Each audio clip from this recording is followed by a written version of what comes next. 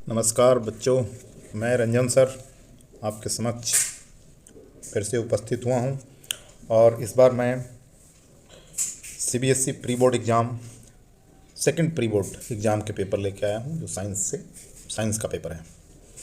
आइए इसके कुछ एमसीक्यूज़ वगैरह को देखते हैं और इसके पूरे पेपर को लगभग हम सॉल्व करेंगे और देखेंगे कि ये किस तरह हमारे लिए आगामी एग्ज़ामों के लिए काफ़ी उपयोगी सिद्ध होगा और बहुत सारे फंडामेंटल्स भी आपके काफ़ी क्लियर होंगे। चलिए आइए समय ना ज़्यादा गंवाते हुए हम प्रश्न की तरफ चलते हैं। पहला प्रश्न कह रहा है, a student learn that the some products are the formed as a result of combining two compounds while some compounds are formed as a result of disassociation of the two compound. The image shows the two reaction आपको दिया गया है CaO plus SO2 and CaSO3 और दूसरा reaction दिया है ZnCO3 और ZnO plus CO2। तो इस कंडीशन में आपका ये आंसर आप साफ देख रहे हैं कि हाँ ये जो रिएक्शन है, पहला एग्जाम्पल है कम्बिनेशन का और दूसरा है डिकम्पोजिशन का, इसलिए आपका आंसर कहाँ मार्क हुआ? बिल्कुल सही तरफ आप जा रहे हैं। ये सी जो है इसका सही आंसर हो जाएगा, बिल्कुल सही। आइए नेक्स्ट क्वेश्चन देखते हैं। In the two of the following groups of the organism foods materials are the broken down outside the body and observe. Then the answer क्या होगा? बी में क्या कह रहा है? Yeast, mushroom and bread mould. This is the correct answer. B is the correct answer. आइए next देखते हैं। नेक्स्ट क्या कह रहा है? The unit of specific resistance. The unit of specific resistance is ohm metre. याद रखिए, ये बहुत इंपॉर्टेंट क्वेश्चन है और ये आपका सही आंसर है, बिल्कुल सही। आगे चलिए, आगे देखते हैं नेक्स्ट क्या कह रहे हैं। 4 number question, fourth, the magnetic field inside the long straight solenoid carrying the current is क्या होगा? 0, decrease, increase, in same all the place, all the points. बिल्कुल सही, ये सारी जगहों पे क्या होगा? सेम होगा, तो D will be the your correct answer. Next आइए देखते हैं 5 number, a student performs an experiment to form aluminium chloride from the aluminium and chloride, aluminium and chlorine. Which options give the chemical equation of the reaction? इसमें ध्यान से देखिएगा, इसका जो answer होगा आपके कंपाउंड एल्यूमिनियम और क्लोरीन, वो बन क्या रहा है? AlCl3। ध्यान दिए बच्चों, ये AlCl3 ही बनेगा, बिल्कुल सही है। चलिए आगे चलिए, एक पिक्चर आ गई है, इमेज बेस्ड क्वेश्चन है आपका और इसमें क्या कहा जा रहा है? देखिए, the image shows the exactly the extractive system in the human body. ये क्या कह रहा है? बिल्कुल सही बच्चों, एकदम सही। आप मार्किंग करने जा रहे हैं, क्या होगा? ये it is showed the urine till urination. ये जो एक्स मार्क किया गया है, इस पर्टिकुलर चीज़ को आपको बताना था और ये सही आंसर गया सी की तरफ, बिल्कुल सही, बहुत अच्छे। आगे बढ़ते हुए आइए, हाँ ये मेंडल से रिलेटेड है। Independent inheritance of the 2 separate trend shapes colours were the seeds of the Mendel's cross on the P plants resulting in the observable ratio of. सबको रेशियो पता है कि 9-3-3-1 का रेशियो होता है, तो 9-3-3-1 का रेशियो कहाँ दिया है? B number, B is your correct answer. Next 10 number question, which of the following salt does not contain water of the crystallization? बिल्कुल सही, आप जानते हैं क्रिस्टलाइजेशन ऑफ वाटर में क्या होता है, आपका एक सूत्र के साथ ही जो इसका केमिकल सूत्र होता है उसके साथ H2O भी शामिल होता है। तो कहाँ कहाँ ये सारी जगह में केमिकल शामिल होता है, लेकिन एक बेकिंग सोडा है जो हम घर में यूज़ करते हैं। हाँ, ये बेकिंग सोडा ये अपने क्रिस्टलाइजेशन के लिए वाटर नहीं लेता है, तो ये हो गया कि ये कंटेन नहीं करता है। तो which is the answer? B is your correct answer. B will be your correct answer. तो बी को हम टिक कर देंगे, अपने क्वेश्चन मार्क कर देंगे और आगे बढ़ जाएंगे। आइए, which are the products obtain by the anabolic respiration in plants? Plants में क्या होता है? सॉरी, प्लांट में देखिए, प्लांट की तरफ हम बढ़ते हैं और ये क्या करते हैं, इसका आंसर क्या होगा? इसका आंसर होगा कि ये सी जो है, सी करेक्ट, बिल्कुल सही आपने कहा, सी जो है इसका करेक्ट आंसर, सी की तरफ टिक करेंगे। आंसर होगा ethanol carbon dioxide plus energy. मैं सारे ऑप्शन नहीं पढ़ रहा हूँ क्योंकि आपको ये दिख भी रहे हैं, पढ़ के मैं ज़्यादा टाइम नहीं लूँगा आपका, ताकि आप एक क्विक रिवीजन की तरह भी इसका इस्तेमाल करें। The element use almost exclusively for the filament of incandescent lamps. तो इस लैम्प में आप लैम्प जानते हो कॉपर गोल्ड सिल्वर यूज़ नहीं होता, यूज़ क्या होगा आपका? हम लोग बचपन से पढ़ते आ रहे हैं, टंगस्टन। नेक्स्ट आइए आगे चलते हैं। The percentage has the molecular formula C5H12, it has how many covalent bond, तो इट हैज़ 16, बिल्कुल सही, बहुत सही, 16 कोवेलेंट बॉन्ड्स। आइए आगे देखते हैं। AIDS is a deadly disease which is caused by a protozoa, नहीं, फंगस, बिल्कुल नहीं, बैक्टीरियम, नहीं, क्या है ये, वायरस है, क्या है ये, वायरस। तो हमारा आंसर कहाँ से आएगा, डी की तरफ, वायरस, बिल्कुल बहुत सही है। विच of the following is an endothermic process, कौन सा है ये इंडोथर्मिक प्रोसेस। यहाँ पे 4 ऑप्शन आपको दिए गए हैं, dilution of sulphuric, sublimation of dry, yes, ये सब्लिमेशन मतलब सब्लिमेशन ऑफ ड्राई आइस क्या है, इंडोथर्मिक है, एक्सो नहीं है, इंडो है, मीन्स एनर्जी लेता है, वो अपने आप को कन्वर्ट करता है एक फॉर्म से दूसरे फॉर्म में। आइए, an aqueous solution turns the red litmus, aqueous solution turns red litmus solution blue, excess addition of which of the following solution would reverse the change, कौन सा सोल्यूशन रिजर्व करेगा चेंज को, तो बिल्कुल सही आप जा रहे हैं भाई। हाँ, मैं 2 मिनट का समय देता हूँ इसलिए ताकि आप सोच लें, और ये हमारे टिक मारा। आप एक प्रैक्टिस के रूप में भी इससे क्वेश्चंस को ले सकते हैं और उसका आप समझ सकते हैं। अब 17 से 20 तक के जो क्वेश्चन 1 नंबर के ही हैं, अब इनमें आपको असर्शन दिया हुआ है और रीज़न दिया हुआ है। तो असर्शन पहले पढ़ेंगे कि असर्शन सही है कि रीज़न सही है। इसको 4 पार्ट में आपको बताना है, ए है, बी है, सी है। ए में both A and R are true and R is the correct explanation of A, and both A and B are true and R is not the correct explanation of A. A is true but R is false, A is false but R is true. तो 4 option है। आइए देखते हैं questions को। A compass needle is placed near a current carrying wire. The deflection of the compass needle decreases. ऐसा होता नहीं है। When the magnitude of electronic current in the wire increases. तो A is false, ये तो दिख रहा है। A strength of magnetic field at a point near the conductor increases on increasing the current. तो ये एक जगह कंपास की बात कर रहा है, एक जगह मैग्नेटिक फील्ड की बात है, तो रिलेटेड तो नहीं है, बट ये सेकंड वाला सही है। तो आंसर क्या हम टिक करेंगे, हम यहाँ पे जो आंसर है वो टिक करने के लिए हमें क्या ऑप्शन लिखना पड़ेगा, डी। क्या लिखना पड़ेगा हमें, D. D is your correct answer. ठीक है, तो 17 का क्या हो जाएगा, डी। डी हम मार्क करके आगे बढ़ जाएंगे। वेरी गुड, बहुत अच्छा। आइए 18 के असर्शन को देखते हैं। 18 के असर्शन में क्या कहा जा रहा है। पहला, diffusion is unable to meet high energy requirement in a multi cellular organism. Diffusion is unable, okay. Next, diffusion is a fast process but only occur at the surface of the body.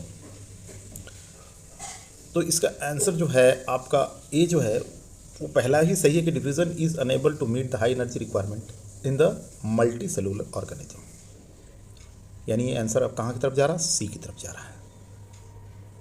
18 का सी is the correct answer. आइए आगे देखते हैं 19 जो है, calcium carbonate when heated gives calcium oxide and water. क्या सही है, होता है ऐसा? आप देखिए, ये नहीं होता है, मीन्स ये तो पोर्शन गलत हो गया हमारा। ये जो कह रहा है ये गलत है। On heating the calcium carbonate decomposition reaction takes place. अभी हमने डिकम्पोजिशन रिएक्शन के बारे में थोड़ा देखा भी, तो ये बिल्कुल सही है, तो ये सही हो जाता है। आंसर कहाँ चला जाएगा, ये डी की तरफ चला जाएगा। कहाँ चला जाएगा, डी की तरफ, बिल्कुल सही है। आइए आगे की तरफ दें। क्वेश्चन नंबर 20 MCQ का लास्ट क्वेश्चन है। आइए देखते हैं फास्ट। पहला, accumulation of variation in a aspect increases the change of its survival in changing environment. Next, reason देखिए, accumulation of heat resistance in some bacterias ensure their survival even when temperature in environment rises too much. तो इसका answer की तरफ अब बढ़ेंगे, और answer कहाँ हमारी तरफ टिक कर रहा है, आंसर जा रहा है कहाँ पे, both A and R are true but R is not the correct explanation. मतलब ये 20 का जो स्टेटमेंट है आप ध्यान से देखिए तो टोटली इंडिपेंडेंट स्टेटमेंट है। मतलब ये स्टेटमेंट भी सही है, ये स्टेटमेंट भी सही है, बट क्वेश्चन एक और पूछा था कि क्या इसका ये एक्सप्लेनेशन कर रहा है, इसके रीजंस को बता रहा, तो बिल्कुल नहीं। तो उसका रीज़न को ये नहीं बता पा रहा, बट दोनों का दोनों सही है। तो आंसर कहाँ चला जाएगा, हमारे बी की तरफ। इस तरह हमारा एक सेक्शन कंप्लीट हुआ बच्चों। अब नेक्स्ट सेक्शन जो सेक्शन बी है, जो 2 नंबर क्वेश्चन का है, उसके साथ मैं आंसर भी लेके आया हूँ ताकि आपको कहीं भागना ना पड़े, और देखना आराम से आप इस सेक्शन को एक बार गो थ्रू कीजिए। नहीं होता उसकी प्रैक्टिस कीजिए, नहीं होता है उसको मेमोराइज़ कीजिए, मेमोराइज़ करके एग्जाम में बैठिए। बहुत सारे 60% क्वेश्चन आपको इससे डायरेक्टली मैच करेंगे CBSE बोर्ड एग्जाम में, इसलिए मैं इसकी प्रिपरेशन करा रहा हूँ। आप ध्यान दीजिए, लाइक सब्सक्राइब और शेयर करना भी बिल्कुल मत भूलिए। ठीक है, आपसे इंस्पायर्ड होकर ये वीडियो बना रहे हैं हम लोग, आपके फ़ायदे के लिए बना रहे हैं। आइए देखते हैं क्या है। पहला, what is the amphoteric oxide, give 2 examples of amphoteric oxide. Examination में टाइम को बचाते हुए टू दी पॉइंट आंसर करना ही हमें सबसे ज़्यादा बेनिफिशियल बनाएगा। तो हम क्या लिखेंगे इसका answer, amphoteric oxides are the one which reacts with both acids and base. जो एसिड और बेस दोनों से रिएक्ट करेगा एम्फोफोरिक मीन्स एम्फीबियंस। एम्फीबियंस से याद रखिए कि एम्फीबियंस पानी में भी रहता है, जमीन में भी रहता है। तो उसी तरह ऐसा विच reacts both acid and base, ऐसा ऑक्साइड्स, एम्फोफोरिक ऑक्साइड क्या है, ऐसा ऑक्साइड जो एसिड और बेस दोनों से रिएक्ट करेगा to form a salt and water. और क्या बनाएगा, सॉल्ट एंड वाटर। एग्जाम्पल क्या है, lead oxide, ZnO and aluminium oxide Al2O3। ठीक है, तो ये आपका जिंक ऑक्साइड हो गया और एक एल्यूमिनियम ऑक्साइड भी हो गया। ये दोनों रिएक्ट करेंगे एसिड से भी और बेस से भी, बनाएंगे क्या, सॉल्ट एंड वाटर। आगे अगर आप कोई दूसरा क्वेश्चन अटेम्प्ट करते हैं इसका और पार्ट, तो what is thermite reaction, write the balance chemical reaction. आइए बैलेंस केमिकल रिएक्शन के बारे में इसमें जोड़ दिया है और में, तो देखिए कैसे क्या लिखेंगे हम। तो थर्मिट रिएक्शन और हाईली एक्सोथर्मिक, मतलब इससे हीट निकलती है। Displacement reaction between metal and metal oxide, metal और मेटल ऑक्साइड के बीच में रिएक्शन होता है, जैसा कि आप नीचे देख रहे हैं। Fe2O3 रिएक्ट कर रहा है दूसरे मेटल एल्यूमिनियम से, हीट रिलीज कर रहा है, Fe बना रहा है लिक्विड फॉर्म में, एल्यूमिनियम Al2O3 भी बना रहा और हीट रिलीज कर रहा है। इस तरह आपका ये एग्जाम्पल भी क्लियर होगा। इस फॉर्मूला को हम बैलेंस कर देंगे, इस केमिकल इक्वेशन को हम बैलेंस कर देंगे। The most common thermite reaction is between the ferric oxide and the aluminium metal which is use to join railway track व क्रैक्ड मशीन पार्ट्स। देखिए ये रिएक्शन बहुत इंपॉर्टेंट है, आगे चल के भी आपको एग्जामिनेशन काम आएगा कि ये फेरस ऑक्साइड जो है एल्यूमिना के साथ रिएक्ट करता है और ये रेलवे ट्रैक की मरम्मत के भी काम आता है। तो आप प्रिसाइज रहिए, ये इसमें 2 नंबर आपको आराम से मिलेंगे 2। और हमेशा याद रखिए कि आंसर लिखते समय पहला जो पार्ट का जैसे ही आंसर समाप्त हो जाए, एक गैप देके ही दूसरा पार्ट के आंसर को लिखें या पैराग्राफ को चेंज कर दें, ताकि एग्जामिनेशन में आंसर देने में ईजी होता है, एग्जामिनर को चेक करने में भी ईजी होता है। नेक्स्ट आइए देखते हैं, match the terms in column A with those in column B. तो पहला ट्रिप्सिन, ट्रिप्सिन कहाँ से आता है भाई, ट्रिप्सिन का क्या एग्जाम्पल है। ट्रिप्सिन हम क्या करेंगे, तो ट्रिप्सिन जो है वो पैनक्रियाज का है। क्या पार्ट है, पैनक्रियाज। तो पहले क्या आगे क्या लिखेंगे, ए। अमाइलिस, अमाइलिस कहाँ से आता है भाई, ट्रिप्सिन तो आप पैनक्रियाज से बोले, अमाइलिस, अमाइलिस आएगा स्लाइवा, स्लाइवा कहाँ है, माउथ में, स्लाइवा। तो डी हो गया, ठीक है।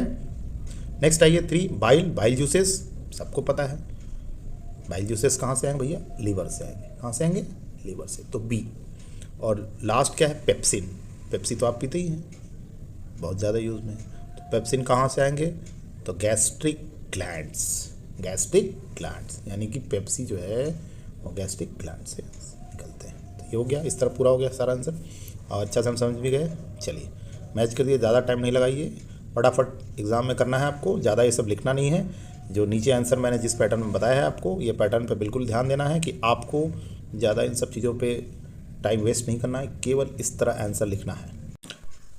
हाँ, तो 23 नंबर क्वेश्चंस अब देखते हैं हम लोग क्या कह रहा है ये। What are the decomposers, write the role of decomposers in the environment. Answer इसका इस तरह लिखेंगे, decomposers are the micro organism that derive their nutrition from the dead remains and the waste product of the organism। ध्यान दीजिएगा, they play a vital role in the environment by breaking down the complex organic। ये सारे जो words हैं important words, इस पर ध्यान दीजिएगा ताकि ये CBSE बोर्ड में टीचर इन्हीं को चेक करते हैं कि ये सही शब्द आए हैं कि नहीं। सेकेंड पार्ट जो था उसका आंसर है कि substance into the simple inorganic substances which is made available for plants and the other organism, hence they act as a scavenging and not only keep the environment clean but also replenish the minerals।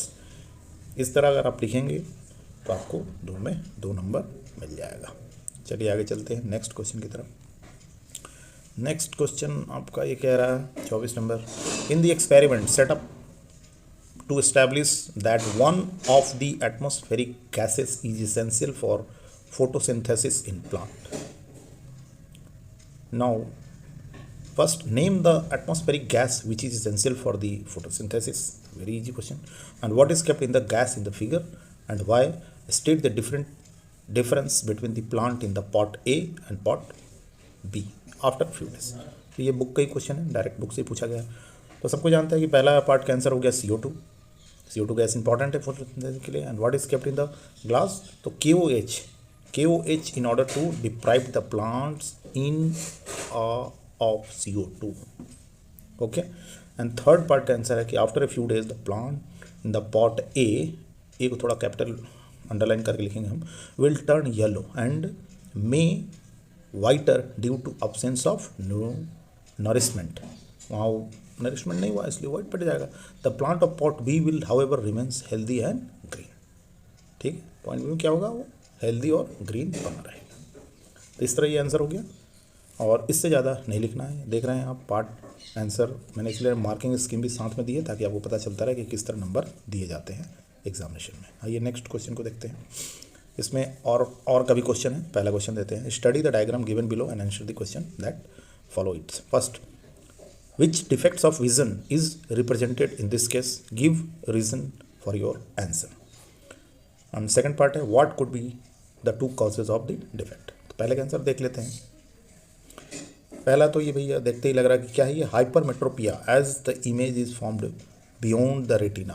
ये retina के beyond में image form हो रहा है, आप देख रहे हैं ये रेटिना है, रेटिना के बियॉन्ड में यहाँ पे इमेज फॉर्म हो रहा है, इसीलिए इसको क्या कहा गया है, ये हाइपरमेट्रोपिया है। क्या पहला का आंसर हो गया। दूसरा क्या कह रहा है, due to greater focal length of the lens. अब हाइपरमेट्रोपिया हो तो फोकल लेंथ क्या हो गया, बड़ा हो गया है of the lens and eyeball become a smaller. पहला रीज़न क्या था, ग्रेटर फोकल लेंथ के कारण ये चीज़ें हैपेंड होती है। और दूसरा eye ball become a smaller, और आई बॉल कैसा हो गया है, स्मॉलर हो गया है। ठीक है, ये दो रीज़न दिखाए गए हैं जिसके कारण ये घटनाएँ घट रही हैं। ठीक है, डिफेक्ट्स आता है नॉर्मल लाइन। नेक्स्ट आइए, और पार्ट अगर किसी बच्चे ने और पार्ट किया हो गया या और पार्ट की तरफ इंटरेस्टेड है तो उसके लिए बनाएंगे कि a ray of PQ white light is pass through a glass prism ABC as shown in the diagram, trace it on your answer sheet and show the path of the emergent beam as observed on the screen DE। तो ये तो बता दिया गया कि एक रे आ रही है PQ और प्रिज्म के थ्रू जाएगी पीछे, और D और E आपको स्क्रीन दिया गया, तो उस पर क्या इफेक्ट पड़ेगा। प्रिज्म से अगर कोई रेस पास करती है प्रिज्म के थ्रू तो क्या करेगी, वो ब्रेक डाउन हो जाएगी। आइए देखते हैं, right the name and the causes of this phenomena. तो फेनोमेना आप देख रहे हैं इस तरह का आंसर। पहला तो आंसर में आपको ये फिगर बनाना है। फिगर बनाने के बाद आपको ये वाइट लाइट दिखाना है, beam of white light, sunlight आ रहा है, और ये आपको सारी चीज़ें मार्क करनी है। मार्क करने के बाद ये स्क्रीन है आपका, ये जो स्क्रीन, ये D और E जो फिगर में दिखाया है, और ये आपको एक वाइट लाइट किस तरह 7 कलर्स में बदल जाती है प्रिज्म से गुजरने के बाद ही, और maximum least deviation and maximum, यानी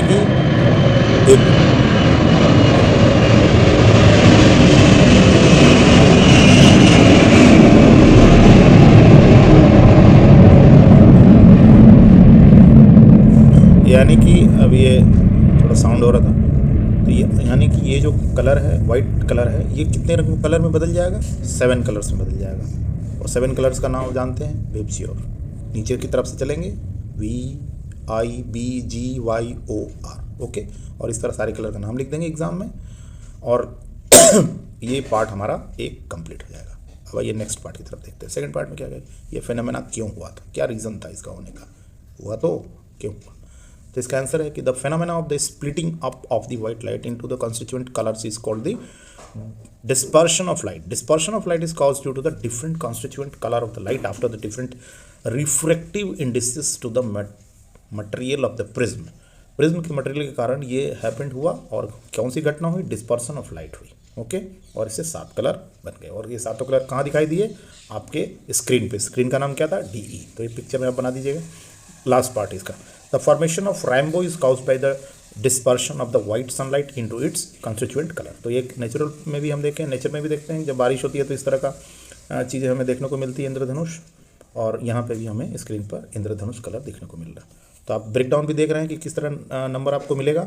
1 नंबर आपको मिलेंगे फिगर के लिए, आधा नंबर आपको आंसर देने के लिए, इस तरह 2 नंबर का क्वेश्चन। नेक्स्ट क्वेश्चन आइए, which part of the human brain is, first the main thinking part of the brain.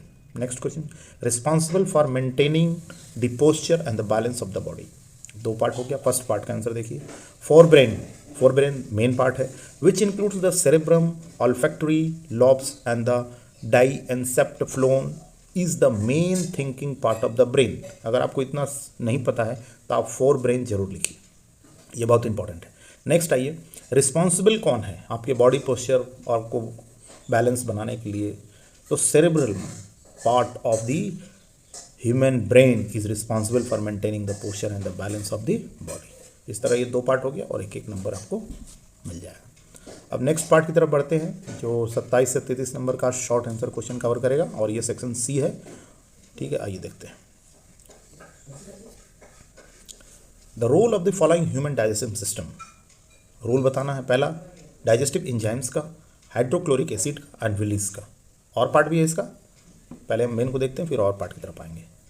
पहला क्या, डाइजेस्टिव एंजाइम्स। तो डाइजेस्टिव एंजाइम्स का क्या वर्क है ये आपको लिखना है। तो क्या करते हैं ये, food needs to be broken into their smaller or simpler molecular so that they can be absorbed into the blood streams. However, the physical breakdown of the food is not enough. Enzymes are the hence needed for the chemical breakdown of the food and the spreading up of the digestive process. This process of digestion can hence be smaller enough to be absorbed. मतलब आप दांत से जो चबाते हैं वही खाली enough नहीं है उस फूड को पूरी तरह डाइजेस्ट करने के लिए, इसलिए उसको डाइजेस्ट करने के लिए कम्प्लीटली इंजाइम्स भी लगते हैं और ये इंजाइम्स अपना काम उसके मॉलिक्यूलों को ब्रेक डाउन करके करते हैं। नेक्स्ट पार्ट क्या था कि हाइड्रोक्लोरिक एसिड क्या करता है। तो let us see, hydrochloric acid helps to kill the germs which might have entered in the system through food. It creates acidic medium for the pepsin to act on the food to break down proteins. तो ये क्या करता है, ये food में जितने अगर germs वगैरह आते हैं उसको मार डालता है, किल कर देता है और क्रिएट करता है एक एसिडिक मीडियम। किल करने के साथ साथ एक एसिडिक मीडियम बनाता है सो दैट क्या हो कि फूड को ये ब्रेक डाउन कर सके प्रोटीन्स में। अब बिल्ली का काम क्या होगा, ये 3 नंबर का क्वेश्चन था। तीसरा पार्ट देखिए, इसी तरह आपको हमेशा स्टेंजा ब्रेक करके अलग अलग आंसर को लिखना है ताकि क्लियर कट पता चले। और क्वेश्चन नंबर इसी तरह देना है 27 का 1 2 3 इसी तरह बगैर नंबर दिए कोई क्वेश्चन का आंसर ना करें। विली और द फिंगर लाइक प्रोजेक्शन, ये अपनी उंगली की तरह के फिंगर लाइक प्रोजेक्शन है, काफ़ी एकदम मोल्डेड होता है ये। They help to increase the surface area of the absorption of the digestive food. Villi are the richly supplied with blood vessels which helps to absorb the digested food into the blood stream. ये direct blood vessel से connected रहते हैं और ये observe करके सीधे digested water जितने भी चीज़ें उनको सीधे ब्लड तक मिक्स कर देते हैं डायरेक्ट। अगर कोई बच्चा नेक्स्ट पार्ट करना चाहे तो क्या लिखा है इसमें, why is it necessary to separate the oxygenated and deoxygenated blood in the mammals and birds. Write the difference between the arteries and the veins. ये भी काफ़ी अच्छा क्वेश्चन है, बहुत अच्छा है। फर्स्ट पार्ट आके देखते हैं। The right and the left side of the heart are separated to prevent the oxygenated and deoxygenated blood from the mingling. मिलने से रोकना पड़ेगा, नहीं तो अगर एक डीऑक्सीजनेटेड ऑक्सीजनेटेड ब्लड मिल जाएगा तो हमारे शरीर में बड़ी दिक्कत हो जाएगी। This separation allow for a very effective oxygen supply to the organism. This is important in creature which high energy needs such as birds and the mammals that use energy to maintain their body temperature all the time. ठीक है, next part देखिए कि arteries और veins में difference क्या क्या है। तो blood vessel that carries oxygenated blood from heart to the various arteries. Veins क्या है, blood vessel that carries deoxygenated blood from the various organism back to the heart. Walls of the veins are next क्या है, walls of the arteries are thick होती है, arteries का walls thick होता है, walls of the veins are completely thin. ठीक है, तो these are the two differences.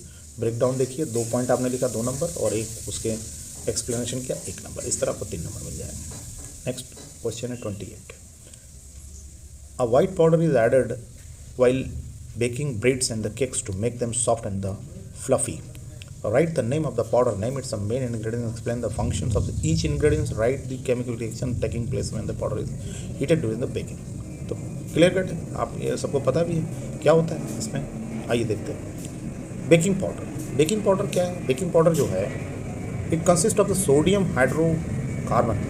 Hydrocarbon and tartaric acid. Sodium hydrocarbonate gives CO2 which makes cake soft and fluffy. Tartaric acid neutralizes the bitterness due to the sodium bicarbonate produced. तो इस तरह ये दोनों चीज़ें क्या करता है, प्रोड्यूस करता है और न्यूट्रलाइज कर देता है। तो ये आपका नेक्स्ट, और ये रिएक्शन आप जरूर लिखिएगा और रिएक्शन में भी आप एक्सप्लेन कर सकते हैं। इस फॉर्मेट को आप दिखाइएगा कि हाँ ये NaHCO3 है, इसको हीटअप किया गया, क्या बना Na2CO3 सॉलिड फॉर्म है, CO2 गैसियस फॉर्म और H2O लिक्विड फॉर्म में एक्वस में चला गया। तो इस तरह आपका ये पूरा क्लियर हो गया, पूरा पार्ट ओवर गया और फुल नंबर आपको मिलेंगे। 29 को फिर आपने आपका 2 पार्ट दिया है, देखते हैं। What are the magnetic field lines, list any 2 characteristics of the field lines, draw the pattern of the magnetic field lines due to the current carrying circular loop. आइए पहले इसको देख लेते हैं। पहले ही क्या कह रहे हैं कि what is the magnetic field lines, तो पहले का आंसर हम करेंगे कि magnetic field lines are the imaginary lines drawn in a magnetic fields along which a north magnetic pole would move. Okay, अब सेकंड पार्ट क्या कह रहा है कि draw the pattern, list the 2 characteristics of the field lines. अब characteristic को बताना, तो सेकंड पार्ट में 2 हम कैरेक्टरिस्टिक को बताएंगे। पहला, magnetic lines are closed curve, and next the relative strength of the magnetic fields is shown by the degree of closeness of the field or lines। इसके अलावा भी आपको जो पता है वो लिख सकते हैं, जो भी आपको। और next, no 2 field lines can cross each other as a point of intersection, the compass needle would point towards the 2 direction which is not possible। तो इस तरह आपका तीनों क्वेश्चन का आंसर हो गया।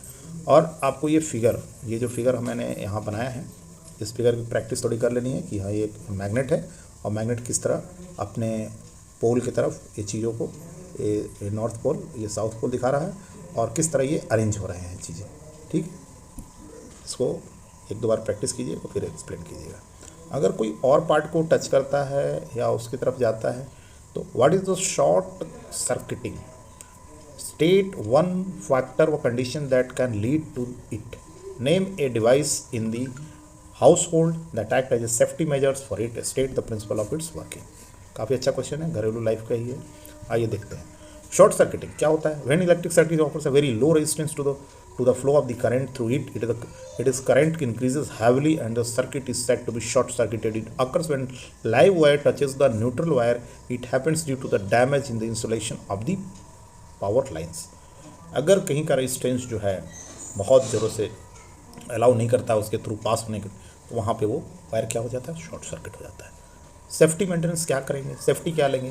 तो हम घर में पहले फ्यूज़ लगाते थे, जैसे ही विद्युत धारा बहुत तेज़ हो जाएगी और करंट का फ्लो बहुत तेज़ बढ़ जाता है और वो उसके थ्रू पास नहीं होने देता है और लो रेजिस्टेंस के कारण क्या होता है, वो टूट जाता है और जिससे और एप्लायंसेस बच जाते हैं जिनमें हाई करंट फ्लो को वो वहीं पर रोक देता है। Working principle of the fuse, it works on the heating effect of the electric current और इसको क्या कहते हैं, जूल्स लॉ ऑफ हीटिंग। इसको क्या कहते हैं, जूल्स लॉ ऑफ हीटिंग। ध्यान दीजिएगा, ये दूसरा MCQ भी बन सकता है आगे चल के, तो इस पार्ट पे भी ध्यान दीजिए कि जूल्स लॉ ऑफ हीटिंग पे ये फ्यूज़ वर्क करता है। फ्यूज़ किस पे वर्क करता है, फ्यूज़ वर्क करता है, it works on the heating principle of electric current of Joule's. ठीक है, और according to this law the heat produce in a resistance is directly proportional to the, अब ये डायरेक्टली प्रोपोर्शनल होगा, जो हीट इसके अंदर प्रोड्यूस हो रहा है वो डायरेक्टली प्रोपोर्शनल टू किसके प्रोपोर्शनल होगा, square of the current for a given resistance, second resistance for a given current और third time for which the current flows through the resistor. ठीक है, नेक्स्ट, और हम जानते हैं कि H = I² होता है। So when the current in the circuit increases the wire with low melting point, wire में low melting in it melt to the heat generated. इसीलिए फ्यूज़ में हमेशा पतला तार लगाते हैं, हमेशा लो मेल्टिंग वायर को लगाते हैं। स्पेशली फ्यूज़ आते भी हैं बन के, जो इसी के बने होते हैं, लो मेल्टिंग पॉइंट वाले मेटल से मिला कर बनाए जाते हैं। Hence the circuit breaks and electrical devices and appliances are safe. जो मैंने पहले बात बताई थी वो बात आ गई। अब ये नीचे आपका ब्रेक डाउन दिया है, इस ब्रेक डाउन पर भी ध्यान दीजिए। हमेशा किसी ब्रेक डाउन के अनुसार आपको एग्जामिनेशन, जो मेन एग्जाम में बोर्ड के एग्जाम होगा, उसी तरह आपको हर एक पार्ट के लिए अलग अलग नंबर दिए जाएंगे। तो अगर एक पार्ट आपको पता है तो एक पार्ट लिखिए, दूसरा नहीं पता है दूसरा लिखिए, तीसरा नहीं पता है छोड़िए, चौथा लिखिए, लेकिन रुकिए मत, आप टाइम वेस्ट मत कीजिए, आप लिखते जाइए। ठीक है, इस बात का ध्यान रखिए आप। चलिए आगे चलते हैं, नेक्स्ट क्वेश्चन देखते हैं। अब आइए देखते हैं question number 30। A concave mirror has a focal length of 20 cm। At what distance from the mirror should be A 4 cm tall object be placed so that it forms an image of 30 cm from the mirror? Also calculate the size of the image formed। तो हम सबसे पहले तो अगर ज़रूरत है तो आप इन सारी चीज़ों को लिख लें कि हाँ क्या क्या क्वेश्चन में दिया है। फोकल लेंथ दिया है 20 सेंटीमीटर। अब चूँकि कॉनकेव मिरर है, चिन्ह आ जाएगा माइनस का। और आपका जो ऑब्जेक्ट है वो कितना डिस्टेंस दिया हुआ है उसका, -30 सेंटीमीटर। तो हम इस फार्मूला का यूज़ करेंगे, क्योंकि यहाँ थोड़ा सा करेक्शन है, आप करेक्शन को देख लीजिए। आप फार्मूला का यूज़ कीजिए, 1/f equal to 1/u plus 1/v। इस फार्मूला का यूज़ करते हुए हम यहाँ से भी यू को डिराइव करेंगे, और इस तरह हमारा ऑब्जेक्ट का जो डिस्टेंस है वो आपके सामने निकल के आएगा कि u इक्वल टू -60 सेंटीमीटर। ठीक है, यहाँ तक का काम आप कर लीजिए। ठीक है, आई थिंक इसमें कोई दिक्कत नहीं होगा। ये फार्मूला बेस्ट क्वेश्चन है, इसमें नई चीज़ें कुछ है नहीं। और ये इसको अभी आप इसको छोड़ दीजिए, इसमें थोड़ा करेक्शंस है, ये थोड़ा रॉन्ग आ गया है। ठीक है, इसको छोड़ दीजिए। आप इस फार्मूला को लेके यूज़ करके और 1/u प्लस 1/v को यूज़ करके, ठीक है, u आ गया हमारा। अब क्वेश्चन में क्या दिया हुआ है कि नेक्स्ट पार्ट ये कह रहा है कि मैग्निफिकेंस का जो फार्मूला है, जनरली मैग्निफिकेंस का फार्मूला क्या होता है, क्या लिखते हैं हम, m इक्वल टू -v/u। अब m क्या है यहाँ पे, ऑब्जेक्ट हाइट, इमेज का हाइट और ऑब्जेक्ट का height is equal to v/u। ठीक है, मैं इसको थोड़ा क्लियर कट लिख देता हूँ आपके लिए।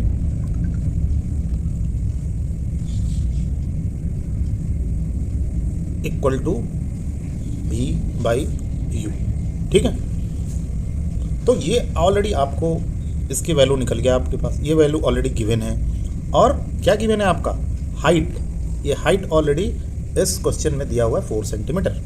आप इसको पुटअप कीजिए, पुटअप करने के बाद इसको सॉल्व कीजिए, और सॉल्व करने के बाद आपका आंसर कितना आएगा,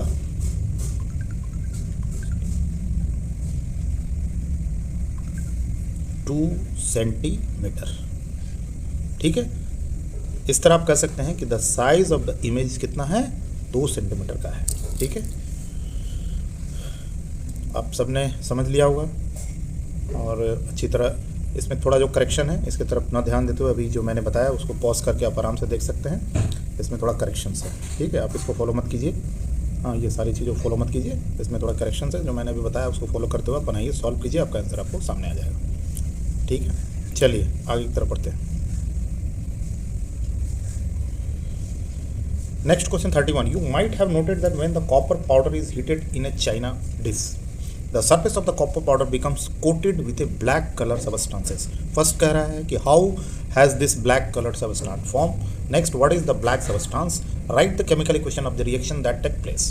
आइए एक एक करके देखते हैं। नंबर 1, कॉपर क्या करता है, चाइना डिश में रखा हुआ है, तो कॉपर रिएक्ट विद ऑक्सीजन, बाहर साइड में कैसे रहेगा, ऑक्सीजन से रिएक्ट करेगा to form copper oxide with a black.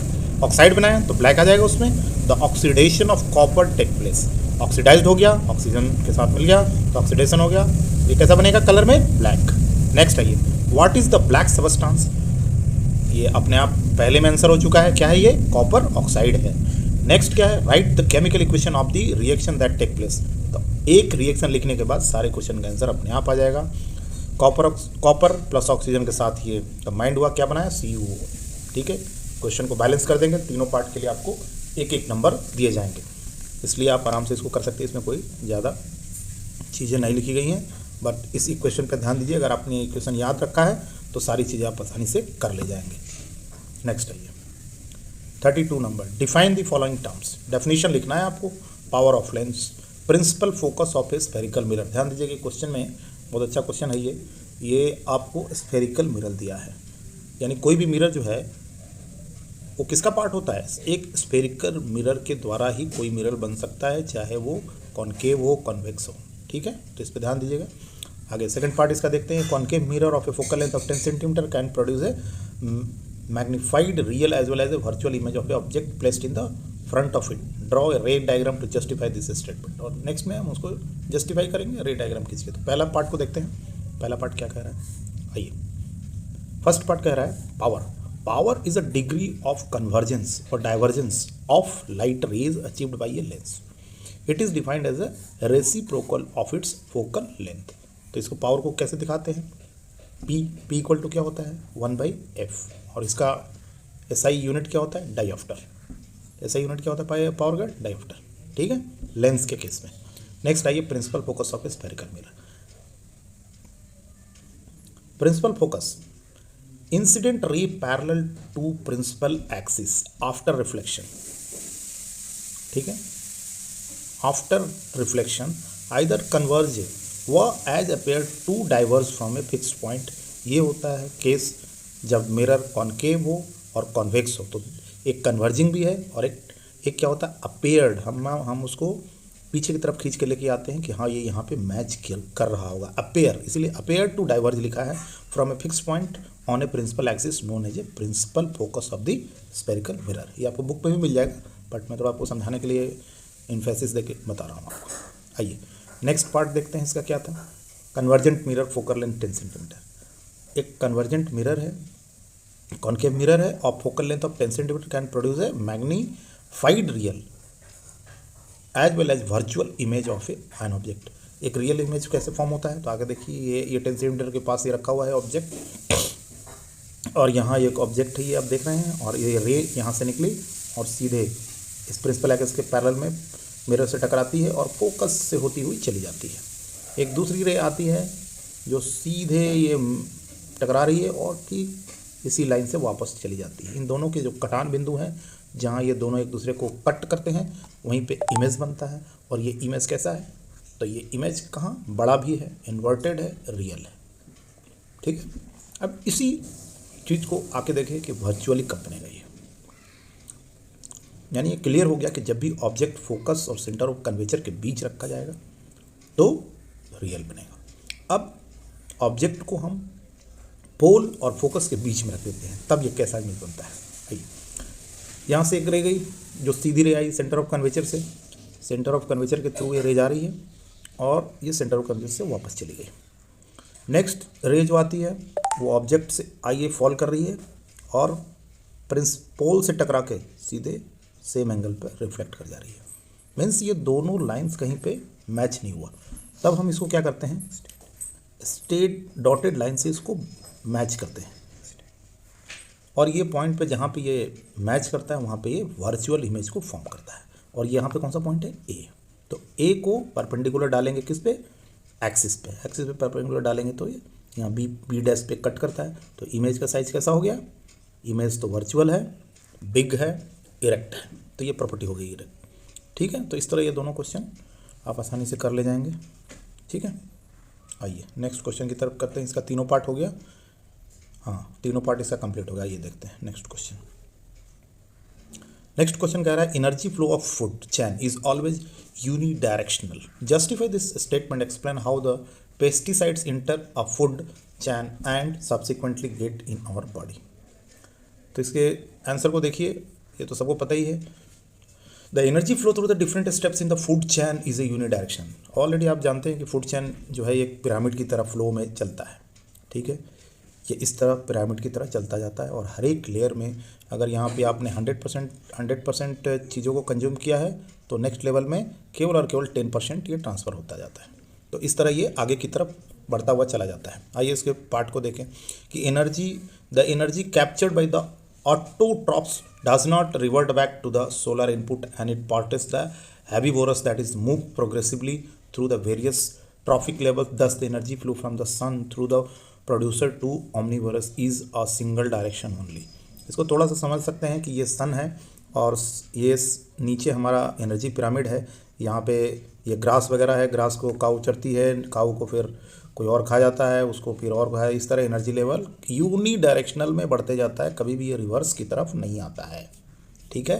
तो इसीलिए ये वर्ड यूज़ किया गया यूनी डायरेक्शनल। और ये हमारा सन है जो हाईएस्ट सोर्स ऑफ एनर्जी है, इससे बड़ा कोई एनर्जी का सोर्स अर्थ पर है नहीं। तो ये आसानी से आप समझ सकते हैं इस पिरामिड को। और ये लास्ट में कोनिकल हो जाता है और यहाँ पे डिकम्पोजिशन होता है और डिकम्पोज होकर सारे सबस्टांस एनवायरनमेंट में चले जाते हैं। Pesticides are sprayed to kill the pests on the food plant. Second part है कि पेस्टिसाइड्स कैसे फ्लो चले जाते हैं फूड चैन में। तो ये फूड चैन हमने देखा, तो फूड चैन जिस तरह यूनिडायरेक्शनल है उसी तरह ये पेस्टिसाइड्स भी नीचे के जब जानवर्स जो ग्रास रूट लेवल पे प्लांट्स को खाते हैं, प्लांट फिर वो मर जाते हैं या फिर उनको कोई मार के खा जाता है, तो ये फूड चैन इस तरह बढ़ता चला जाता है। Next the food plants are eaten by the herbivorous and along with the food pesticides are also eaten by the herbivorous, सबके द्वारा खाया जाता है। Herbivorous are eaten by the carnivorous, and along with the herbivorous animal, pesticide also enters the body of the carnivorous. Man eats both plants and animal, and the pesticide along with the food enters the body of the human. Concentration of the pesticides increases as will move upward in the food chain, and the process is called the biomagnification. तो definition थोड़ा सा लंबा है, but आप समझ गए होंगे कि हम क्या कहना चाह रहे हैं, ठीक है। तो इसी तरह आप समझ सकते हैं कि ये जो पिरामिड है, हाँ पिरामिड भी आप समझ सकते हैं कि ये, अभी मैं एक छोटा सा एग्जांपल देकर आपको अच्छी तरह पिरामिड समझा सकता हूँ। देखिए ये ग्रास है, ठीक है, ग्रास है, ठीक है। ये ग्रास जो है, ये ग्रास होपर खा जाता है, ग्रास होपर खा जाता है, ठीक है। इस ग्रास होपर को बर्ड खा जाती है, ठीक है, और इस बर्ड को फिर मैन खा जाता है, ठीक है। तो मैन डायरेक्टली ग्रास यानी कि प्लांट्स को भी खा रहा है और बर्ड्स को भी खा रहा है, मतलब एनिमल भी खा रहा है। तो अगर पेस्टिसाइड्स ग्रास रूट लेवल पे आपको यहाँ पे मिल रहे हैं, ठीक है, अगर ये पेस्टिसाइड्स आपको यहाँ पे मिल रहे हैं, तो यहाँ पे जो पेस्टिसाइड्स आए हैं वो प्लांट्स के पास भी गए हैं, प्लांट के पास भी हैं, और जब इस बर्ड को मैन खाता है तो बर्ड्स के पास भी गए हैं, यानी कि बहुत चीज़ें किसके पास पहुँच गई, मैन के पास। तो इस तरह इसका एक फ्लो जो है वो चलता चला गया पेस्टिसाइड्स का, और इस प्रोसेस को क्या कहा गया, बायो मैग्निफिकेशन। मतलब दोनों के द्वारा, प्लांट्स के द्वारा भी और एनिमल के द्वारा भी, दोनों के द्वारा पेस्टिसाइड्स क्या हुआ, यूनि डायरेक्शनल फ्लो में अपर की तरफ चलता हुआ चला जा रहा है, ठीक है। अब आप समझ गए हो, काफ़ी है इतना एक्सप्लेनेशन। आइए नेक्स्ट क्वेश्चन की तरफ चलते हैं। Question number 34 to 36 are the long answer question. तो इसको थोड़ा सा ध्यान से पढ़ेंगे, पहले समझेंगे, उसके बाद इसके मेन चीज़ों पे जाएंगे। पहले क्या है कि an organic compound A is essential constituent of wine and beer. Oxidation of A yield an organic acid B which is present in the vinegar. Name the compound A and B and write their structural formula. What happens when A and B reacts in the presence of the acid catalyst? Write the chemical equation of the reaction. आइए देखते हैं।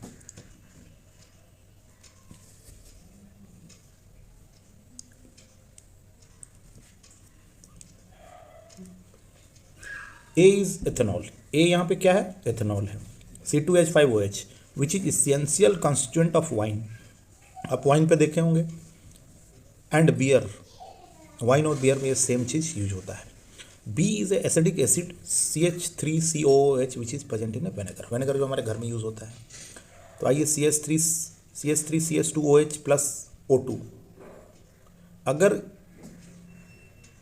अल्किलिन MnO4 के presence में अगर ये react करता है तो क्या बनाता है, CH3COH प्लस H2O, यानी एसिटिक एथिक, यानी प्रेजेंस इन विनेगर। ये कहाँ प्रेजेंट होता है, विनेगर में। कहाँ प्रेजेंट होता है ये, विनेगर में।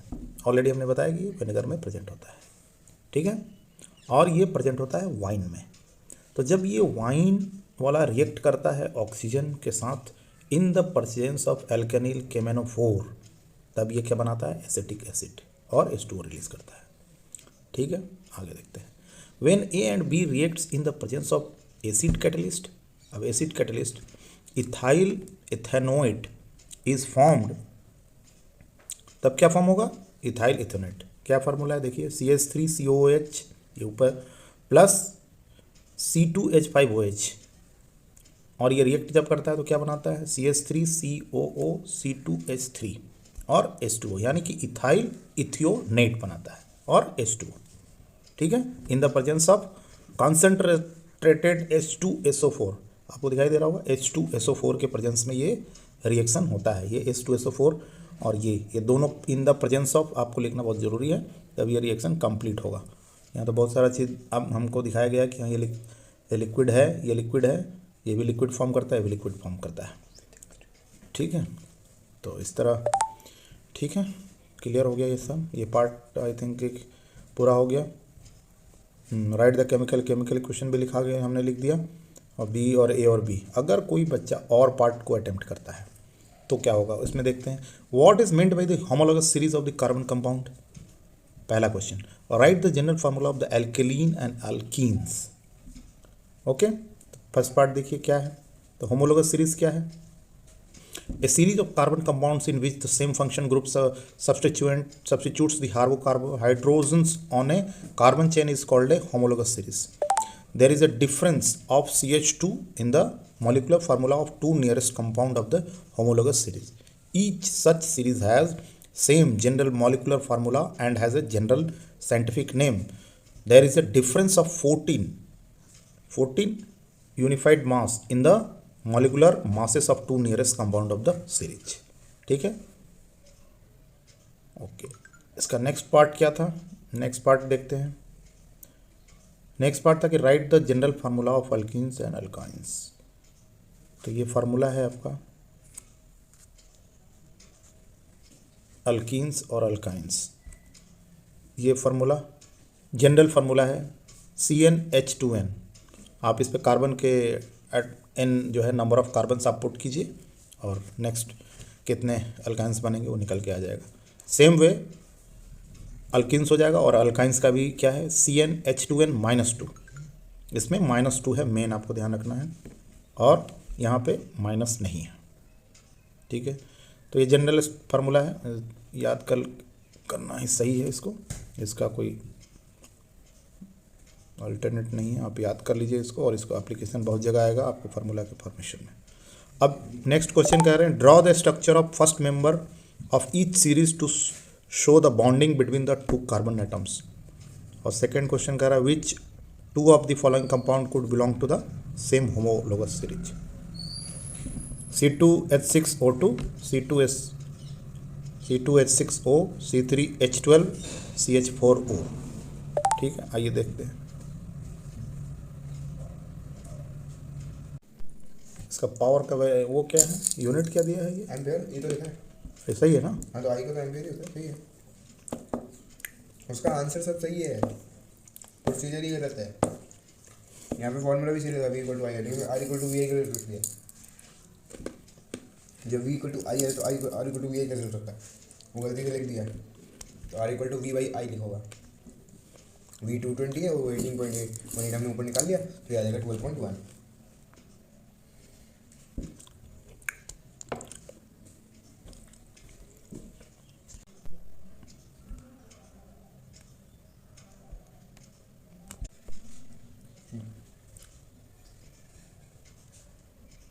देखिए ये थोड़ा सा स्पेल आउट गड़बड़ हो गया था। ये 36 का पार्ट जो 1 है उसको हम एक बार और फिर से इस क्वेश्चन को देख लेंगे। लिस्ट 2 रीजंस देना था, तो ये 2 रीज़न यहाँ पे हैं। पहला रीज़न ये कि genetic variation occurs of because DNA copying mechanism is not absolutely accurate. और सेकंड रीज़न है creation of new combination of genetic variations because variation from the 2 individuals combines during the fusion of the gametes. ठीक है, ये 2 reason हम आपको देना है क्योंकि ऑलरेडी क्वेश्चन में पूछा हुआ है, हमसे थोड़ा मिस हो गया था। नेक्स्ट क्वेश्चन पे आते हैं। नेक्स्ट क्वेश्चन पार्ट ए कह रहा है कि name the part marked A in A diagram. तो डायग्राम में देखिए पार्ट यहाँ पे दिखाया गया आपको A B C D। अब इन्हीं के बारे में आगे क्वेश्चन इन पे पूछा गया है। ठीक है, आइए देखते हैं पहला पार्ट ए क्या है। तो पार्ट ए क्या है, ए इज ए पोलन ग्रेन। क्या है ये, पोलन ग्रेन। बी क्या है, बी देखिए बी, हाँ बी आके देखिए आराम से, बी क्या है। Part B is a stigma, it is the part of pistil female reproductive organ that receives pollen grains reaches stigma through the various agencies like wind, water, insect etc. Okay clear. अब आइए next third part क्या कह रहा है, state the importance of part C. Part C important क्यों है, यहाँ ये पार्ट सी है, ये इंपॉर्टेंट क्या। अभी हमने ए देखा बी देखा, अब सी पार्ट इंपॉर्टेंट क्यों है ये आके देखते हैं। सी पार्ट क्यों इंपॉर्टेंट है, पॉलन ट्यूब है ये। कैसा है, pollen tube carries the male gametes to the ovule present in ovary. So ये वेरी वेरी इंपॉर्टेंट पार्ट हो गया, अगर वो आएगा नहीं तो इसका फर्टिलाइजेशन होना मुश्किल है। Male gametes fuse with eggs and secondary nucleus to give rise to the zygote and endosperms. So it is very very important part. आप सी पार्ट को समझ सकते हैं ये कितना इंपॉर्टेंट है, इसी के द्वारा फूल में बीज और ये सारी चीज़ें बनती हैं, उसका फर्टिलाइजेशन होता है। नेक्स्ट आइए देखते हैं। फोर्थ क्या कह रहा है, what happens to the part mark D after the fertilisation. अब एक फर्टिलाइज हो गया, फर्टिलाइजेशन होने के बाद डी पार्ट का क्या रोल है, इस तरह पूरी जानकारी आपको दीजिए कि क्या है ये। तो डी पार्ट को आइए देखते हैं, डी पार्ट में क्या है। D part is a female gamete, fuses with a male gamete and convert to embryo after fertilisation. Means after fertilisation जो डी पार्ट है उसमें एम्ब्रायो रहता है। ठीक है, इस तरह ये चारों का चारों सेक्शन क्लियर हो गया। और आप यहाँ देख सकते हैं जो बहुत इंपॉर्टेंट आपके एग्जामिनेशन के लिए जो मार्क्स है उसका किस तरह डिवीज़न किया जाता है, ये आप दिमाग में रखिए। जो पार्ट आपको आंसर में आता है वो पार्ट को जरूर लिख करिएगा एग्जाम में, क्योंकि हर एक पार्ट का अलग अलग नंबर आपको दिया जाएगा, ध्यान रखिए। अगर कोई एक पार्ट नहीं आता है, नहीं याद आ रहा, दूसरे पार्ट को लिखिए, जरूर लिखिए, नहीं कि पूरे क्वेश्चन को आप छोड़ दीजिए। आइए आगे देखते हैं। इसका एक और पार्ट भी है, और क्वेश्चन में दिया है, draw a sectional view of female reproductive system and लेवल that part where the eggs develop, fertilisation take place and fertilized egg get implanted, and B describe in a brief the change that uterus undergoes to receive the zygote if zygote is not formed। दो condition भी यहाँ पे बताया गया। तो आइए देखते हैं, ये हमने फ्लावर में देखा, अब हम ह्यूमन में देखते हैं। ये है आपका reproductive system, female reproductive system. ठीक है, अब इसमें सारे पार्ट को आप पहले दिखा दीजिए, लेवल कर दीजिए। 1 2 3 तीन ही पार्ट को पूछा गया है। इसमें पहला पार्ट क्या है, देखिए फैलोपियन ट्यूब्स, दूसरा ओवरी, और तीसरा वोम्ब। ओके, थर्ड, 3 पार्ट हो गए। अब आइए क्वेश्चन की तरफ बढ़ते हैं। पहला क्वेश्चन क्या है, फर्स्ट पार्ट में क्या होता है, ovary is the part where the egg is develop. Ovary कौन सा पार्ट है, जहाँ एग डेवलप होता है, यानी फीमेल एग डेवलप होता है। नेक्स्ट सेकेंड पार्ट क्या है, Fallopian tube is a part where the fertilisation take place. Fallopian tube क्या है, जहाँ पे एग्स क्या है, फर्टिलाइजेशन होता है। थर्ड क्या है, uterus is a part where the fertilised egg get implanted. Uterus कौन सा पार्ट है, जहाँ पे जब एग फर्टिलाइज होता है तो इम्प्लांट कर दिया जाता है। नेक्स्ट क्वेश्चन क्या था, बी पार्ट। तो इन तीनों क्वेश्चन का आंसर हो गया हमारा। एक, कहाँ डेवलप, फर्टिलाइजेशन कहाँ टेक प्लेस होता है, फर्टिलाइज एग प्लांटेड कहाँ होता है। तो तीनों पार्ट का आंसर क्लियर हो गया आपको, ये तीनों पार्ट क्लियर हो गए। आइए नेक्स्ट देखते हैं। Describe the brief change that, पहला to receive the zygote, zygote receive कैसे होता है और क्या क्या उसमें होता है। व्हेन द ओवुल व egg is fertilise in the oviduct then a zygote is form. The uterus prepare itself every month to receive a zygote. The inner lining of the uterus become thick and the spongy with a lot of blood's capillaries in it. This would be required for the nourishment and for the development of embryo.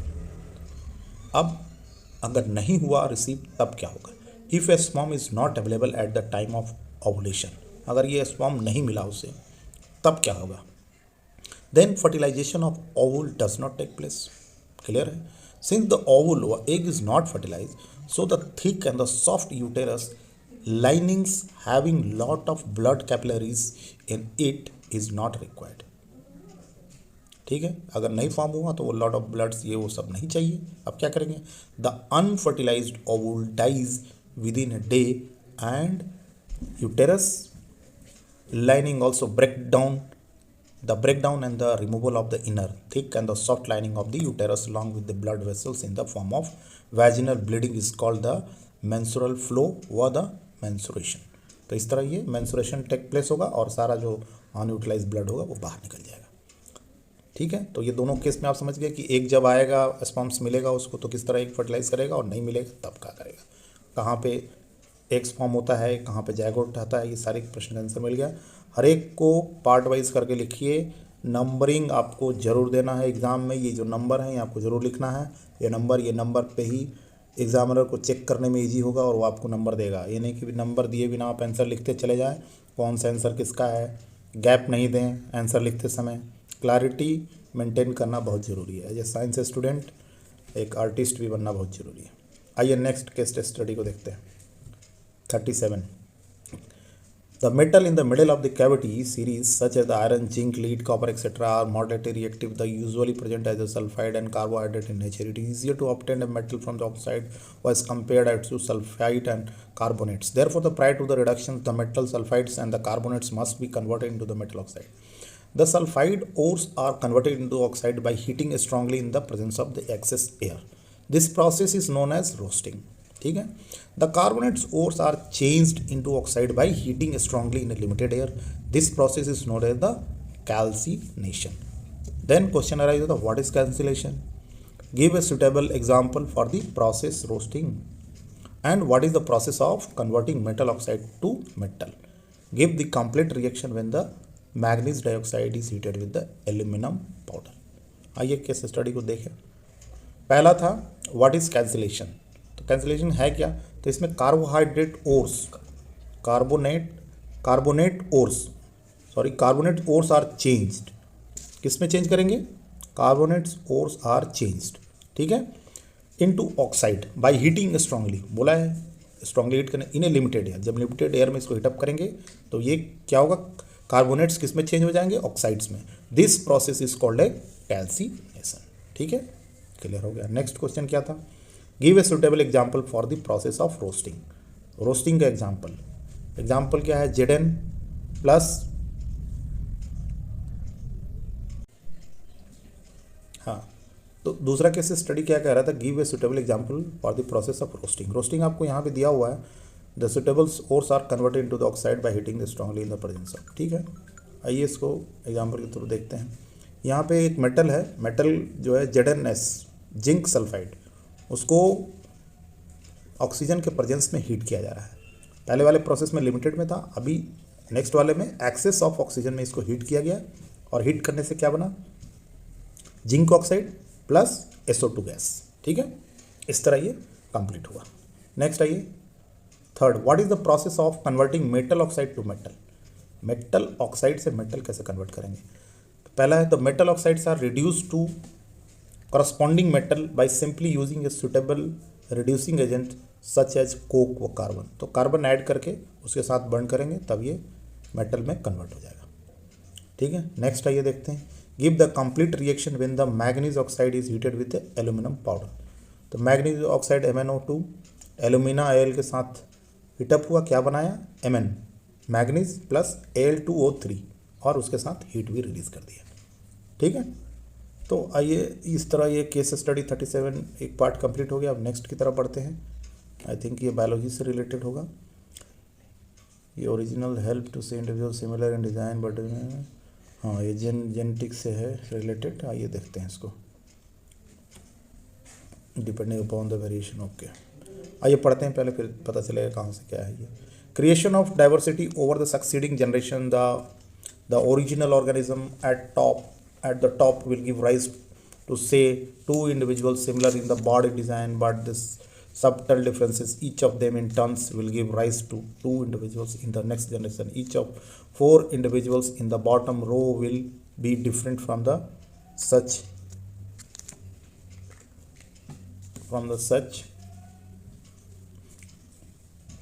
each of them is turned will give a rise to the two individual in the next generation. Each of the 4 individual in bottom row will different from each other, while the sum of these differences will be unique. Other will be inherited from their respective parents who were different from each other. तो ये reproductive system का है, reproduction का। ठीक है, biology से related है, bio से। आइए देखते हैं पहला क्या कह रहा है। The type of reproduction shown in the given diagram is,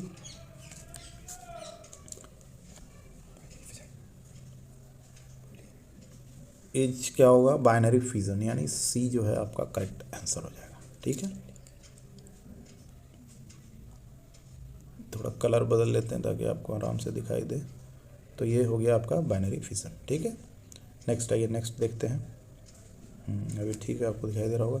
which of the following statement is not correct regarding variation in species.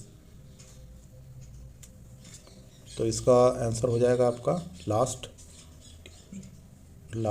है ना, डी। ठीक है,